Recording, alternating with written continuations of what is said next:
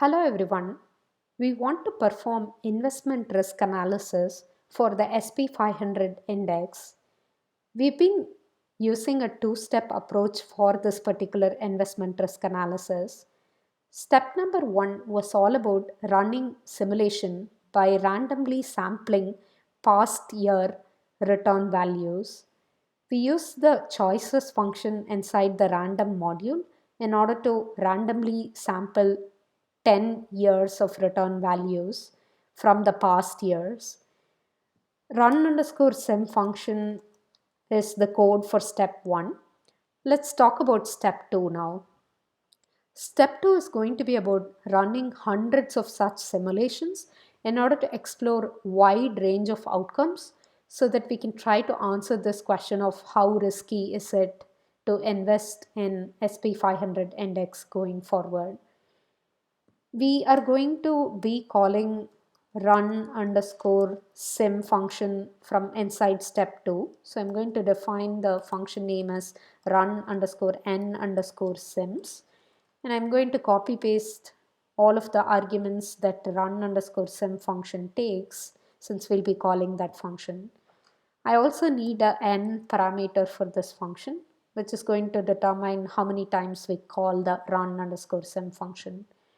For now, I'm just going to call run underscore sim function once, and I'm going to pass as arguments my years in starting, which I get as an argument while run underscore n underscore sims function is being called. I'm going to call run underscore n underscore sims function 3 times. This number for n doesn't really matter for now because I'm not using it. And I'm going to print the return value of run underscore sims over sim function call over here. Right, looks like the basic part of our run underscore n underscore sims function is working. You'll notice that if I keep running the cell, every time we get a different set of outputs, and if you run it enough number of times, you'll see a loss. Right, what do we want to do with this n over here? We want to be able to call run underscore sim function n times. What should we do with the output series that we get out of run underscore sim function? The easiest way to capture that would be to take that returned series and add it as a column inside a data frame.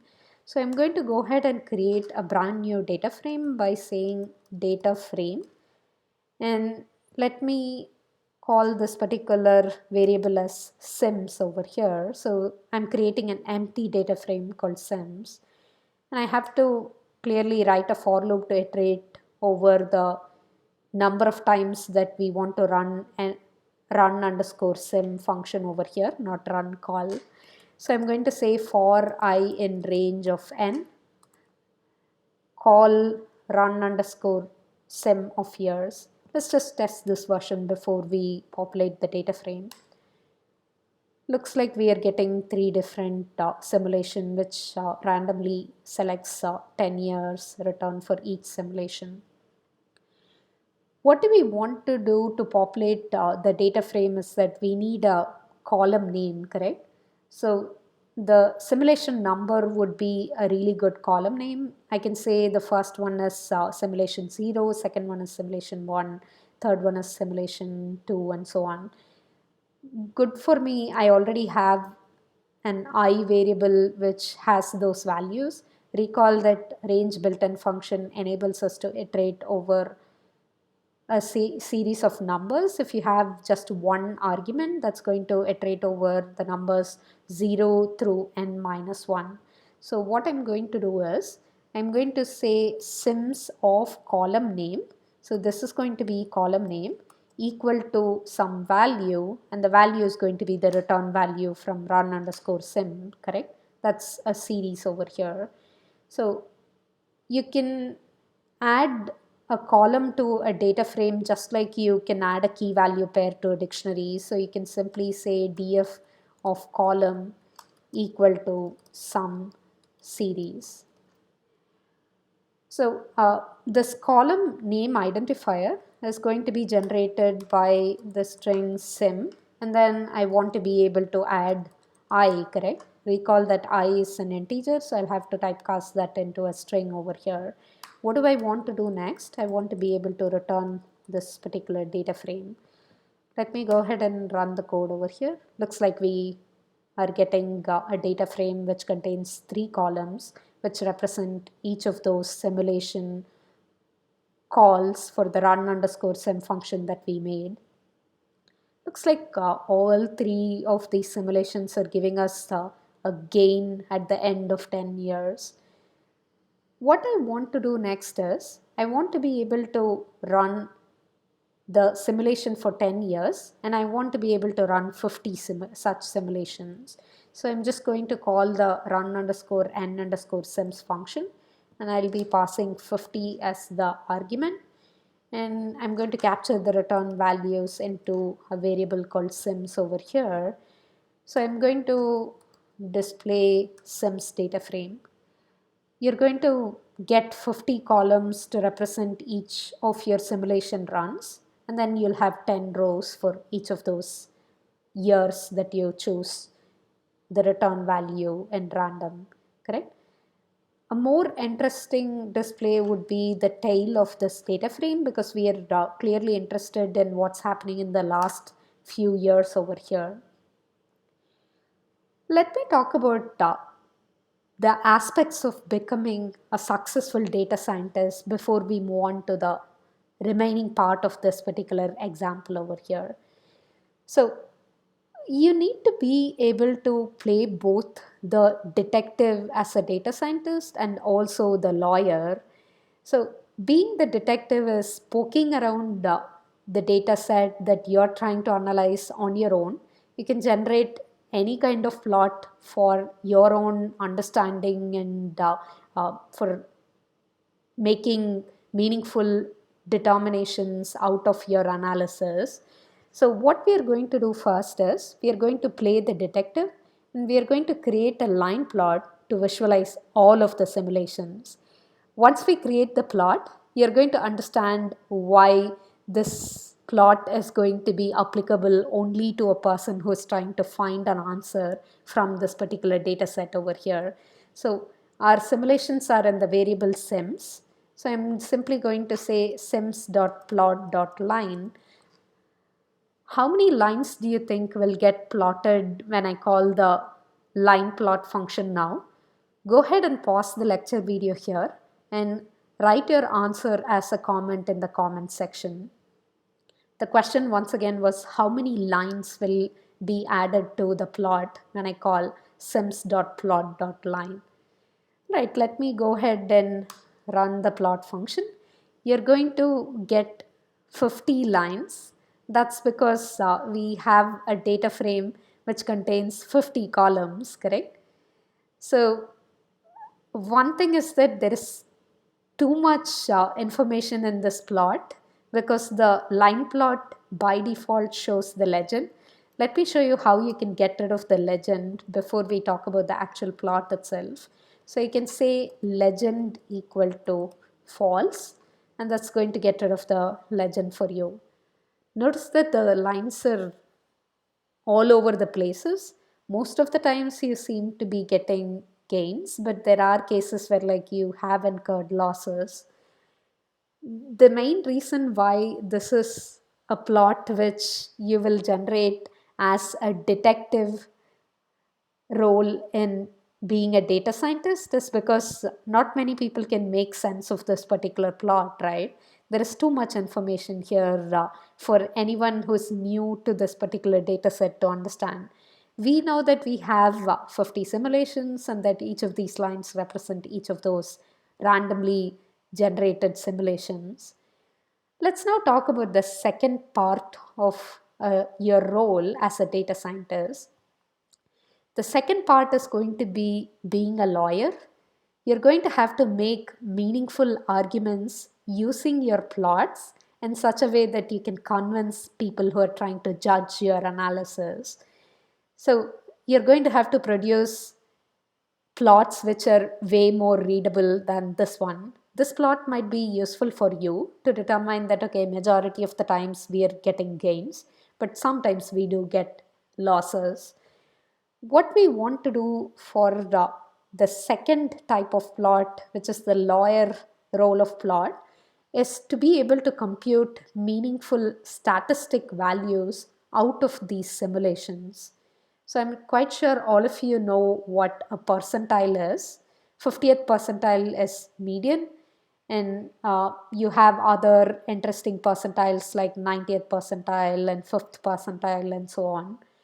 What we are going to learn next is we are going to learn about the quantile function. Before switching over to the quantile function topic, let me go ahead and answer this question of for 10 years run 250 simulations. I'm going to just copy paste the simulation function call from up above here, and I want to be able to run simulations for 250 simulations, which is going to be way more cluttered if you produce the detective version of the plot over here.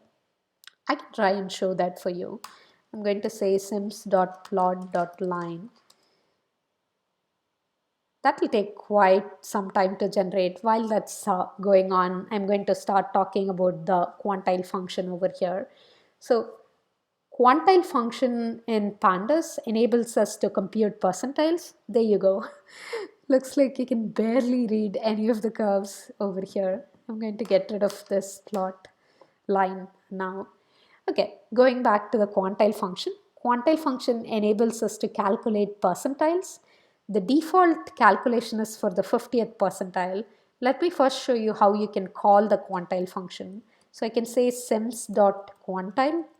You can call that on a data frame, which is what sims is here. Notice that you're getting a series as an output, and you have the 50th percentile computation for every column, correct? So for every simulation column, you're computing the 50th percentile. So I can show you that 50th is the default percentile by passing the argument to quantile as 0.5. You're going to get the same output as the case when you don't pass any arguments at all. The next thing which I want to do is I want to show you that you can pass different arguments like 0.7 to compute 70th percentile over here. This is not really what we want, correct? It's computing the median of each simulation. What would be more interesting is, given one of those investment years, what would be the median gain across all the 250 simulations that we are trying? That's exactly what we are trying to do over here by running 250 simulations, right? We want to randomly show what sort of risk you have when you want to continue investing in SP500 index. Let's just assume a simple case of investment where we don't back off any money that we have put in, and we are just going to keep investing all of our returns and dividends back into SP500 index, no matter whether we incur a gain or a loss. So what we are interested in is, at the end of 10 years, if I just persist with my investment, how risky is it going to be?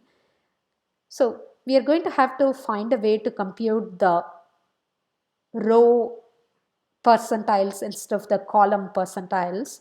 The quantile function has an axis parameter which enables us to define whether you want to compute a particular value over the rows of the data frame or the columns of the data frame. Since data frame is two-dimensional, you're going to have to configure explicitly whether you want the row computation or the column computation. As I said, the column computation is the default. So the default value for axis parameter is 0. So 0 represents the column computation. 1 represents the row computation. And this particular axis parameter works for many different functions like mean, standard deviation, quantile, and so on. So we are going to use the axis parameter setting of 1. So I'm going to say sims.quantile of axis equal to 1 over here, and let me show you what happens when we compute row wise median over here. So the row-wise median gives us the median gain for the 10 years of our investment. That's so much better because we are able to randomly check 250 simulations, and even after that, for the 10th year, we are getting some amount of gain. So I'm going to create a new data frame which contains various percentile computation. We have median over here.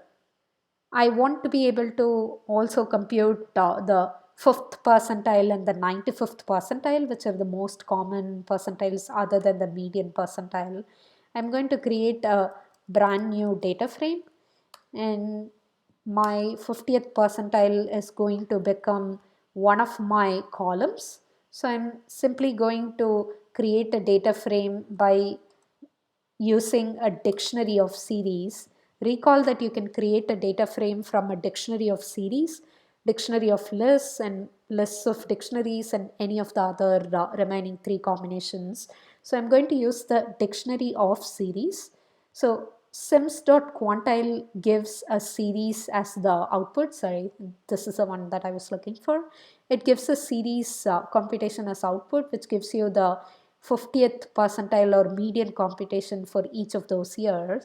So I'm going to take that series and I'm going to define that as a value in my key value pair inside my dictionary over here. My key is going to be 50th percentile. Actually, let me call it median. That's the most commonly used key. And I have to separate the key value pair by a colon. So that's what I'm going to do over here. I'm going to add fifth percentile computation by saying 5th percentile as key, and I'll have to pass 0.05 as the argument to sims.quantile function, and I'm going to repeat this for 95th percentile. Let me go ahead and change the first argument to 0.95. Let's just display this data frame. Give me just a second. I'm going to try to figure. Oh, I'm missing the comma over here. The key value pair should be separated by a comma. You can possibly have a comma at the end also here. Right, looks like we have a data frame which contains 50th percentile, median, and 95th percentile as the columns over here, correct? So what I'm going to do now is, we do have the quantile function calls over here. Sorry, I was just wanting to confirm whether that part of the code is correct. So what we want to do now is we want to be able to generate a meaningful plot in such a way that people who are not familiar with this particular data set can actually understand what's going on over here. So we are going to take all of the statistic computation and plot those as lines instead of the original line plots. That's so much better to read than before, correct? So you can see that if you consider 95th percentile, the amount of gain is significantly large. Whereas if you consider 5th percentile, you're still getting some amount of gain, but that's relatively low. And if you consider the median, it's in between what you see for 5th percentile and 95th percentile over here. Alright, I'll wrap up the lecture video here. In the next lecture video, we'll be talking about fire hydrants dataset. So go ahead and download fire_hydrants.csv if you haven't already done so.